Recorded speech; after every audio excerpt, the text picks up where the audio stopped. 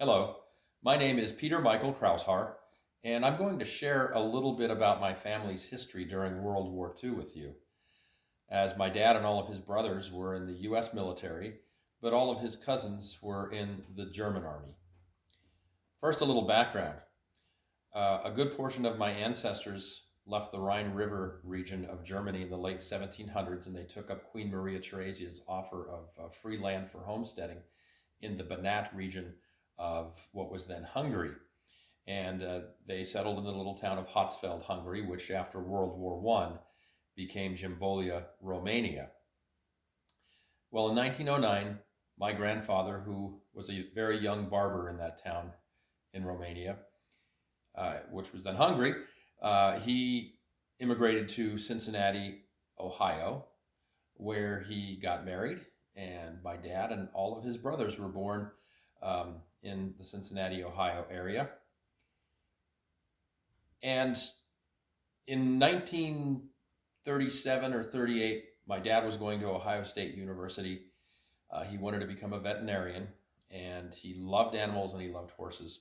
So he joined the Ohio State or the Ohio National Guard Horse Cavalry at that time, where he participated as a cavalryman for a couple of years.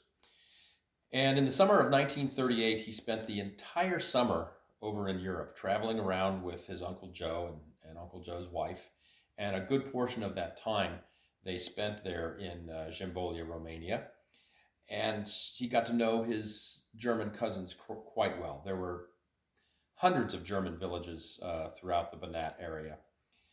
Well, on his way back, they were going to take the car back and get it on board ship in Bremerhaven, Germany. And on the way back, they decided to stop in Nuremberg. And my dad heard there was a big military parade and rally going on in downtown Nuremberg. So, being in the military himself, my dad decided to go down and check it out, where he was watching all of the German troops march by, and then the German flags with the Nazi symbol came by during this parade. And all of the German people were doing the Sieg Heil, Sieg Heil when the flag came by, except for my dad, who was an American citizen and in the US military. A couple minutes later, he felt somebody tap him on the shoulder. He turned around, there was two plainclothes, what turned out to be police officers, and they said, "Kommen Sie hier." Well, my dad spoke fluent German, so he followed him. They took him a block down the street to the police station, where they sat him down and they interviewed him and they notified him. They said, "You understand it's a requirement of all of the German people to do Sieg Heil when the flag comes by, and you didn't do that." And my dad explained to him that he doesn't salute anyone's flag except the American flag, because he's not only an American citizen, but he's in the US military as well. And at that point, the two plainclothes police officers were very cordial and polite, and they interviewed him, and they said, "How much money do you have? Where are you going? Why are you here? Who are you visiting?" Those type of questions.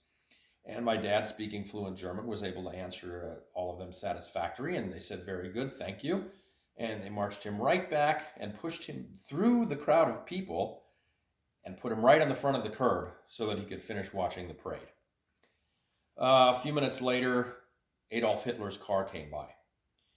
And my dad had one of those old brownie cameras that you look down and you have to snap the button.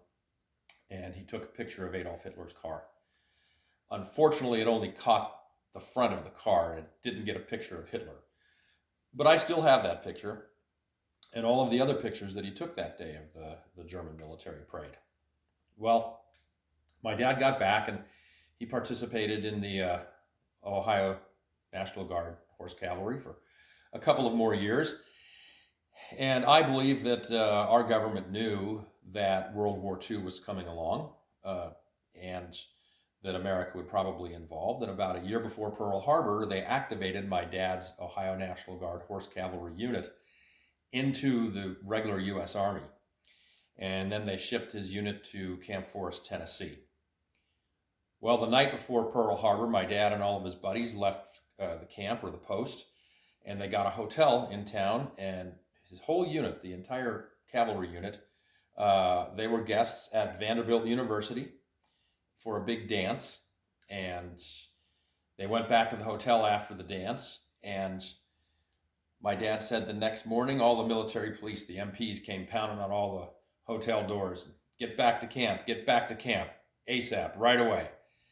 And when my dad and all of his buddies got back to camp, they went to the auditorium where they were addressed by their commanding officer, who had told them that Pearl Harbor had just been bombed and we were now at war.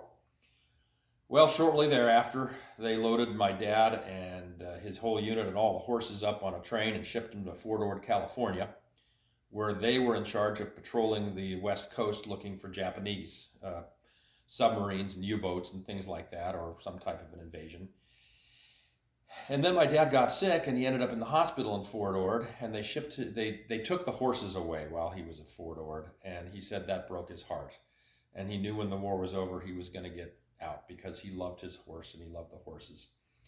Anyway, while he was in the hospital, they shipped his unit overseas, so he missed the movement, and they gave him a choice of some jobs to train for, and so they sent him to Fort Lewis, Washington, where he trained in a MASH type of military hospital unit.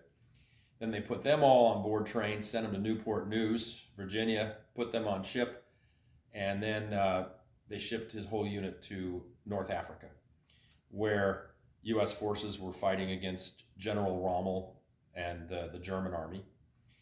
Well, they never used my dad in North Africa for what he was trained to do, which was a laboratory technician in this hospital. Because he spoke fluent German, they used him as an interpreter with the German prisoners of war. And my dad did see some action, though. There were times where camps were bombed and shells fell nearby, and they saw the Luftwaffe come over and strafe him and things like that.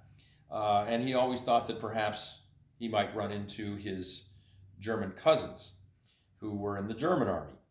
And what happened there was when Germany invaded that part of Eastern Europe there in Hungary and Romania, they took all the boys of German ethnicity right into the German army when they went through the towns. So all of my dad's cousins, who he knew well from that summer in 1938, were in the German army.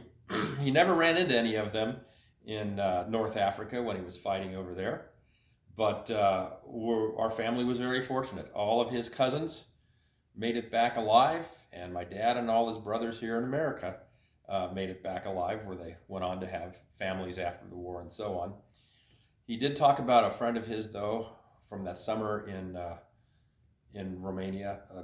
His friend's name was Stefan Schwan, and he did find out that his buddy, when the Germans came in, he didn't want to go in the German army, and they rounded them all up in that town, and they took him to the train station.